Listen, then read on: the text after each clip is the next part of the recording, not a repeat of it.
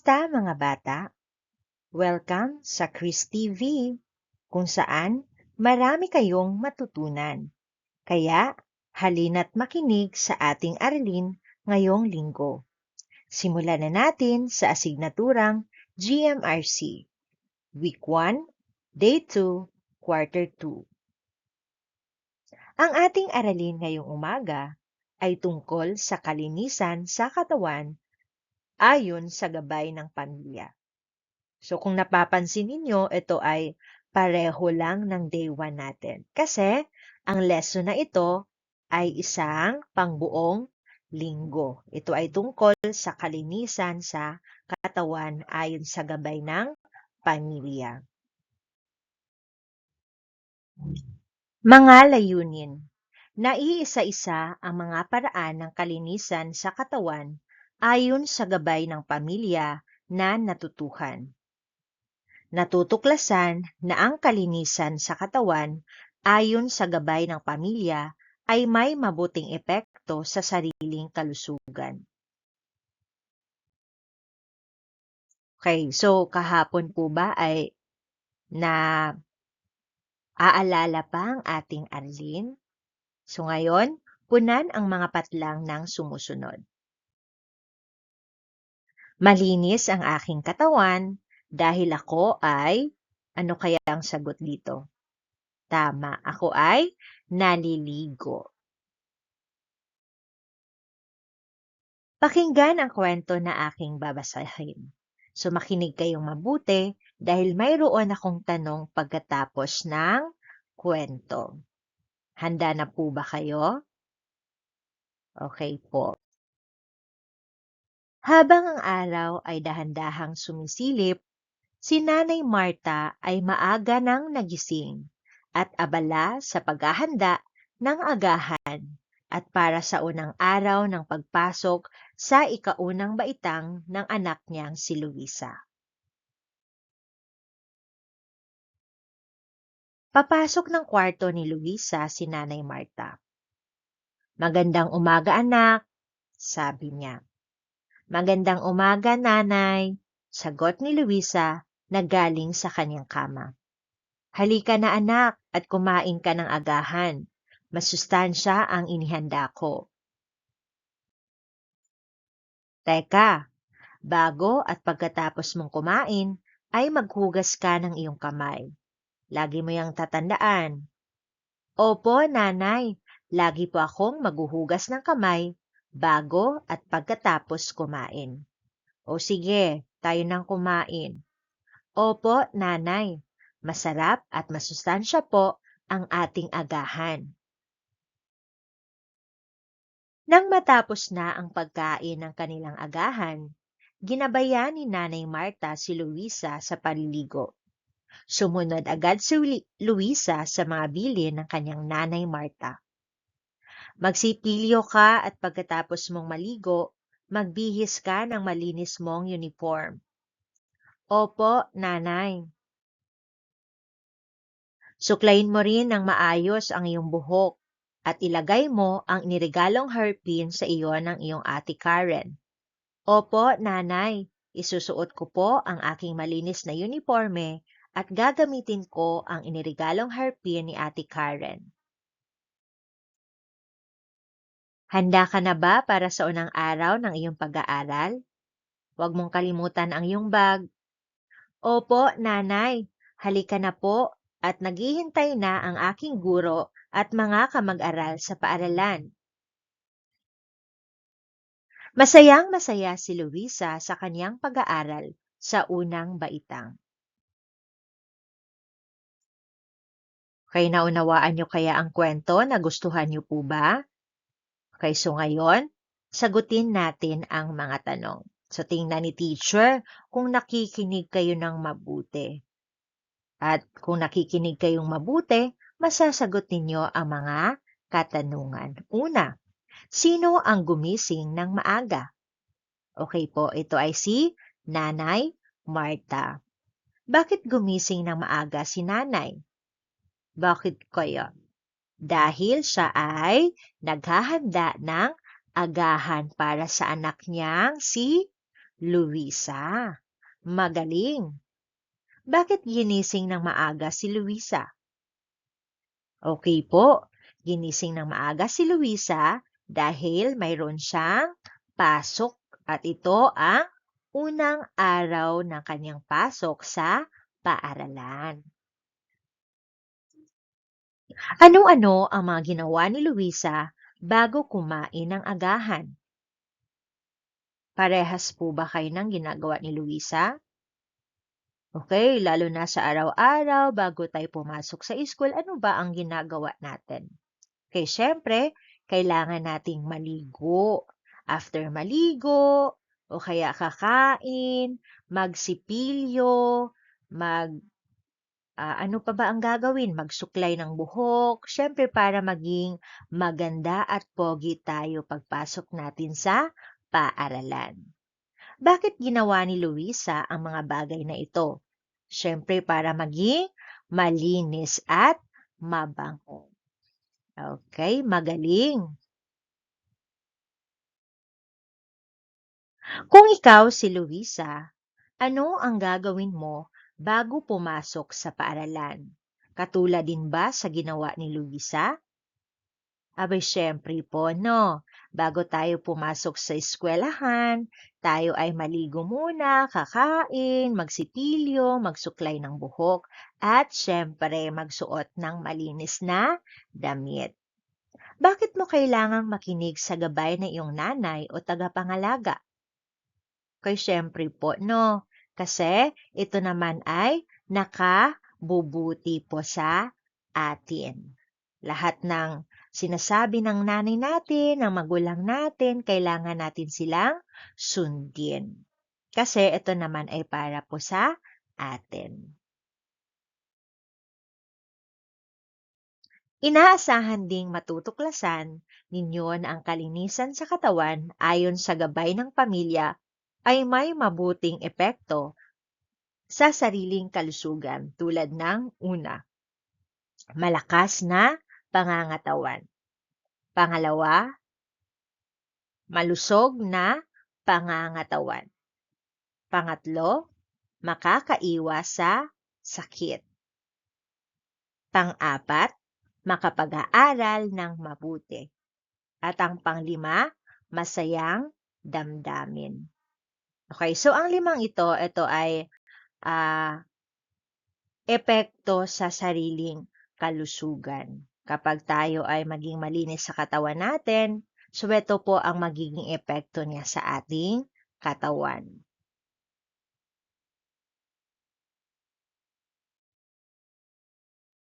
Sa araw na ito, inaasahang makilala ninyo ang mga kilos na nagpapakita ng kalinisan sa katawan tulad ng paligo araw-araw. Kayo po ba ay naliligo araw-araw? Okay, syempre, opo, no. Kailangan nating maligo araw-araw para tayo ay maging mabango at malinis. Pangalawa po ay paggupit ng kuko. Pero dito sa paggupit ng kuko, kailangan natin ang gabay ng ating magulang. Kasi kapag hindi po tayo marunong maggupit, maari po tayong masugatan. Kaya kailangan natin ang tulong ng ating magulang. Next naman po ay paglilinis ng tainga. Dito din po kailangan din natin ang gabay ng magulang po natin. Then next po ay pagsusuot ng malinis na damit. Gamit ang maikling kwento tungkol kay Nanay Marta at Luisa, sabihin sa mga mag-aaral, ating balikan ang kwento. Una, kumuha ka ng kapareha at pakinggan ang mga tanong. Humalili sa pagsagot sa mga tanong. Ikalawa, itanong ang sumusunod. Ano ang ginagawa mo bago ka pumasok sa paaralan? Ano nga ba ang ginagawa nyo? Abay, syempre, kailangan maligo muna, kumain, tapos magsipilyo ng ngipin, magsuklay ng buhok para maging maayos at malinis. Next po, sino ang gumagabay sa iyo? Okay, si nanay, si tatay, si ate, si kuya, si lolo, lola. So, depende po kung sino po ang kasama ninyo sa bahay. Yung tagapangalaga po ba or sino po ba ang gumagabay sa inyo? Ikatlo, pagkatapos ibahagi ng mga bata ang tanong, ay tumawag ng mag-aaral na mag-uulat tungkol sa kanilang napag-usapan na kasagutan sa tanong na inilahad. Ngayon, itaas ang mga kamay kung kayo ay masayang sumusunod sa gabay ng inyong kapamilya. Okay, very good. Lahat po ay nagtataas ng kamay. So, ibig sabihin, kayong lahat ay sumusunod sa inyong pamilya. Panatilihin niyo po yan. Very good po yan. Okay? Kasi lahat ng sinasabi sa atin ng pamilya natin ay nakabubuti po sa atin. Kaya kailangan natin po silang sundin po palagi. So ngayon ay tayo ay maglalaro. So ang pamagat ng ating laro ay alamin natin. Narito ang mga panutong dapat sundin. Okay, so ano kayang laro ito? Okay, ang larong ito ay tinatawag nating patintero. Una, kung ikaw ang tinutukoy para sagutin ang tanong, pumunta agad sa harap ng klase. Pangalawa, sabihin ang sagot batay sa tanong. Pangatlo, sabihin kung sino ang gumagabay sa pamilya para sa isagawa ang mga paraan ng kalinisan ng katawan. Ipakita ang larawan ng isang batang babae at lalaki na papuntang simbahan o bahay dalanginan kasama ang pamilya. Ayan, so ito ang larawan ng pamilya. Si nanay, si tatay, si ate at si kuya. So, ano ang napapansin ninyo sa kanila? Sila ba ay maayos? Sila ba ay malinis bago pumuntang simbahan? Ayan. Isa-isahin ang mga paraan ng kalinisan sa katawan na gagawin mo bago pumunta sa simbahan o bahay dalanginan.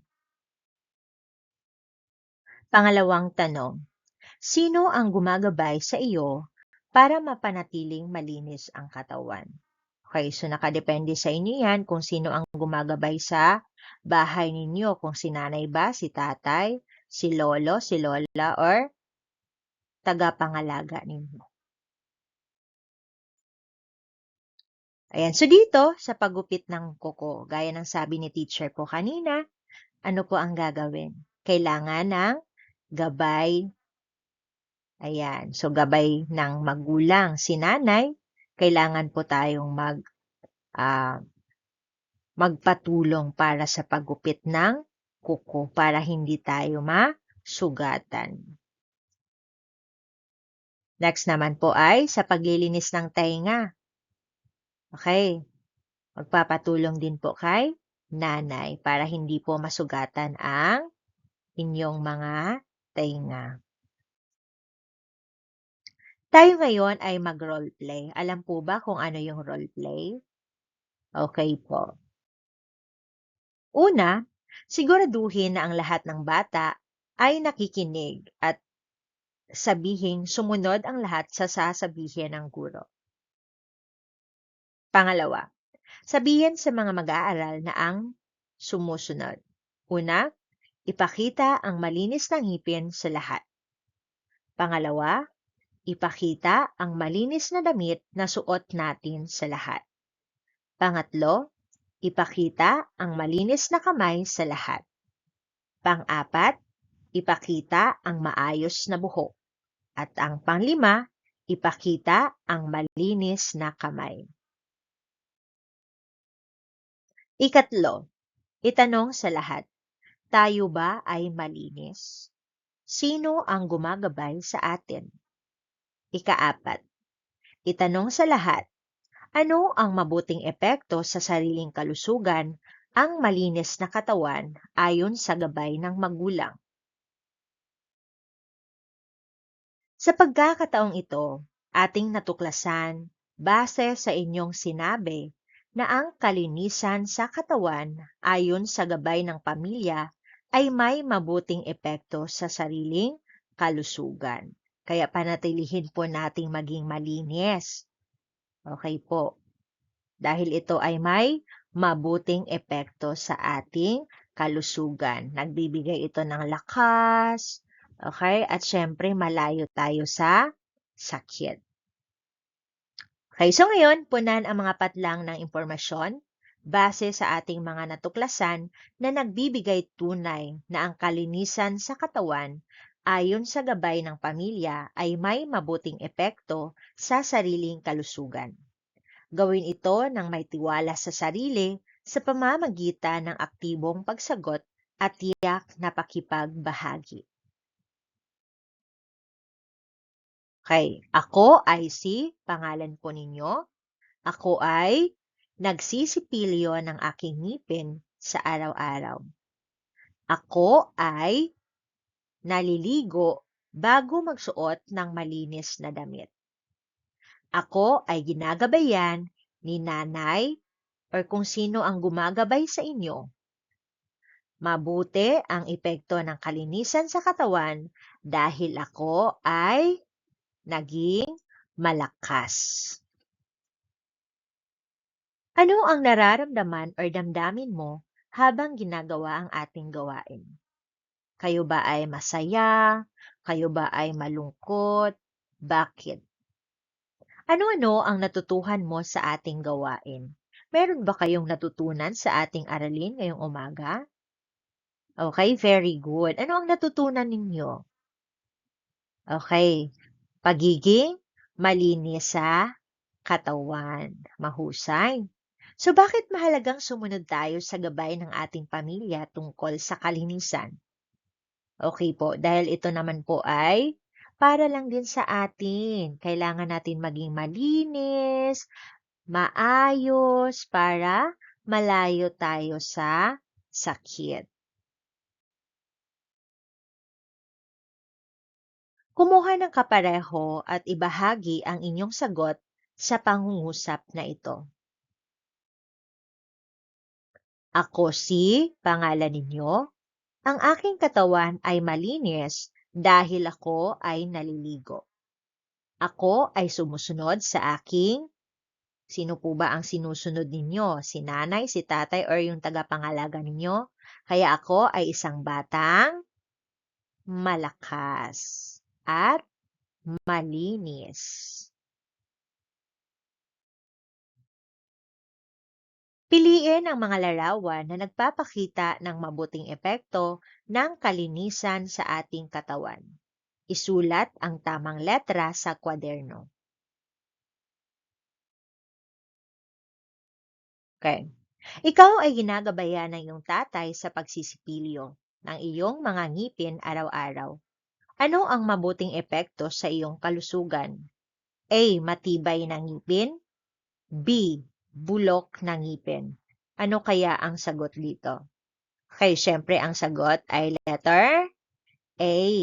Matibay na ngipin. Kapag tayo ay nagsisipilyo or nagtututbrush ng ating ngipin sa araw-araw, ito ay nagbibigay tibay ng ating ngipin. Magaling! Next po, ikaw ay ginagabayan ng iyong lola sa pagligo araw-araw. Ano ang mabuting epekto sa iyong kalusugan? A. Katawang kayang umiwas sa sakit. Or B. Katawang sakitin. Ano kaya ang sagot dito? Okay po, ito ay letter A. Katawang kayang umiwas sa sakit. Gaya nga po ang sabi ni teacher kanina, kapag ikaw ay laging malinis, ikaw ay laging naliligo, ikaw ay malayo sa sakit. Next po. Ikaw ay ginagabayan ng iyong kapatid na panatilihing malinis ang buong katawan. Ano ang mabuting epekto sa iyong kalusugan? A. Malakas ng pangangatawan or B. Mahinang pangangatawan? Ano kaya ang sagot dito? Opo, ang sagot dito ay letter A. Malakas na pangangatawan. Okay po, so naunawaan po ba ninyo ang ating aralin ngayong umagang ito? Okay, magaling. Maraming salamat sa panonood. Kung nagustuhan nyo ang video na to, huwag kalimutang mag-like, mag-comment, at mag-subscribe. I-click na rin ang notification bell para lagi kayong updated sa mga bago nating uploads. Kita-kits sa susunod na video. Ingat kayo lagi. Paalam!